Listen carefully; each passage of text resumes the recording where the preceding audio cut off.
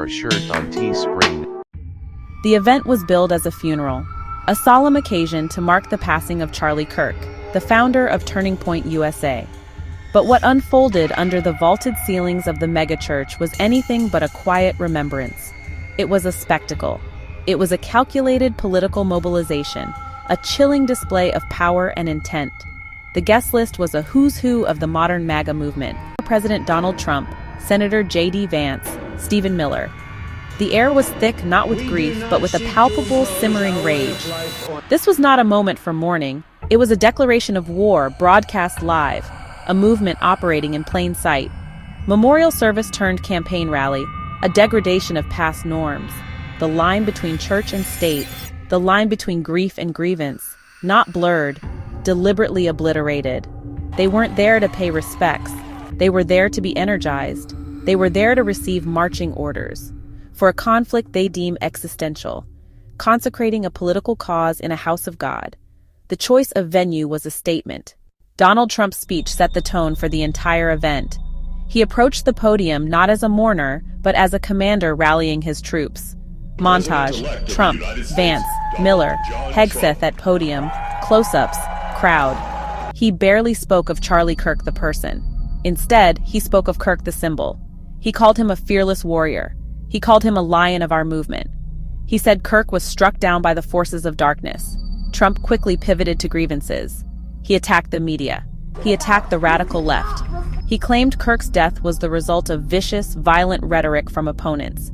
He used the solemnity to paint a nation under attack, a nation only he could restore order to. J.D. Vance followed, theological, intellectual, and menacing. He framed politics as a cosmic struggle of good versus evil. He urged men of conviction to rise and fight. He said American democracy was secondary to a Christian moral order. He suggested their movement had a divine mandate. He implied the enemies were not merely wrong, but wicked. It read as a chilling call for theocracy. Stephen Miller came next. Pure, unfiltered rage. He was visibly shaking with anger. He portrayed Kirk as a victim of a vast, violent conspiracy. He named progressive groups and politicians, accusing them of blood on their hands. His rhetoric turned incendiary. He used extermination language, root out and crush the enemies. He offered no evidence. He didn't need to. The accusation itself became proof for the church audience. He was giving them permission to hate. Pete Hegseth wrapped it in holy war language. He called Kirk a modern-day crusader. He called Kirk a martyr for the faith. He linked MAGA to a lineage of Christian warriors fighting infidels. He read scripture and twisted it for politics. He told the crowd the church militant must rise. He declared there could be no peace with the left, only victory or defeat. The four speakers delivered a unified message. The time for talk is over. The time for action, confrontation, retribution is now. The rhetoric at the funeral was steeped in the same conspiratorial worldview that fueled the January 6th insurrection.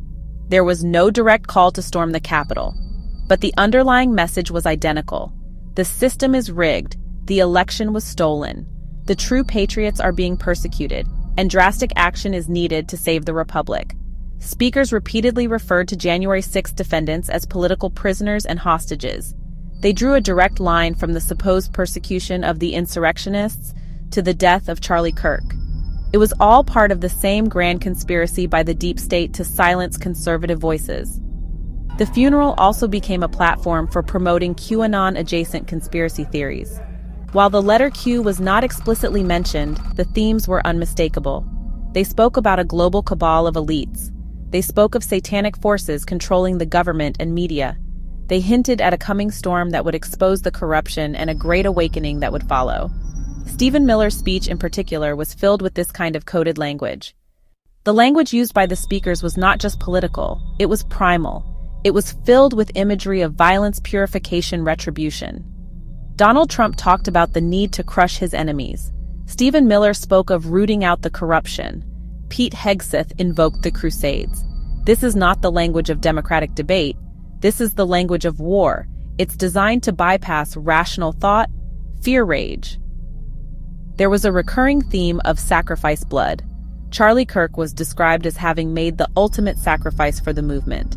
His death was not a tragedy to be mourned, but a blood sacrifice to be honored. This is a deeply troubling quasi-religious concept.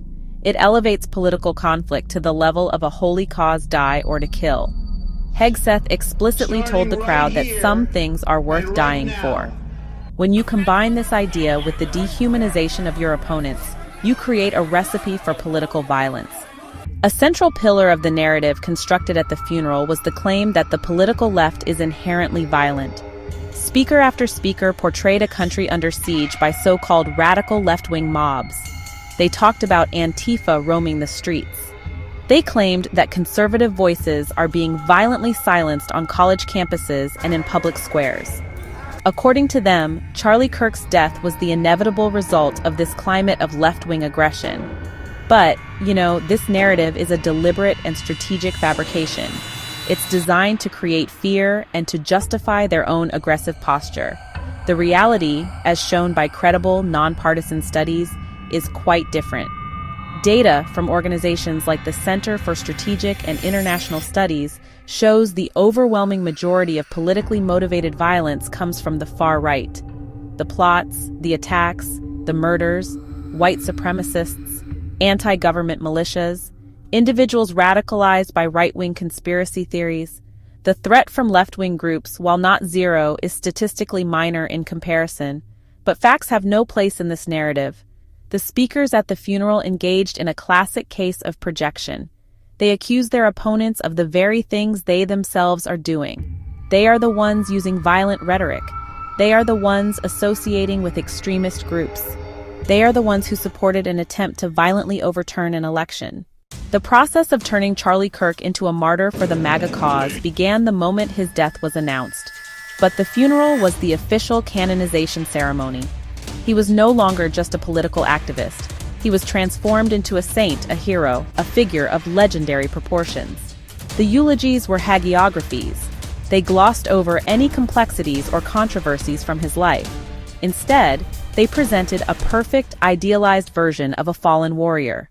This is a deliberate process. A martyr is a much more powerful symbol for a movement than a mere political operative. A martyr serves to galvanize the faithful. The death of a martyr is presented as proof of the righteousness of the cause and the wickedness of the enemy. At the funeral, Kirk's death was framed as the ultimate validation of their worldview. They had to silence him because he spoke the truth, was the implicit message. This transforms a personal tragedy into a political weapon. It allows the movement to harness the powerful emotions of grief and anger and channel them towards a political goal. When a political movement turns a funeral into a rally for retribution, we must pay attention.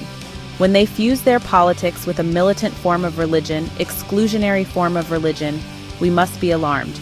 When they openly call for the use of state power to crush their opponents, we must not look away. What happened at Charlie Kirk's funeral was not an aberration. It was a culmination. It was the logical endpoint of a movement that has grown increasingly radical, anti-democratic, and comfortable with the language of violence. It was a warning in plain sight. The event demonstrated a movement that is actively building the justification for an authoritarian police state. They have created a martyr. They have identified an internal enemy which they label as violent and demonic. They have proposed the solution: a massive crackdown using the police, the military, the justice system as weapons against their political foes. They are not hiding this agenda.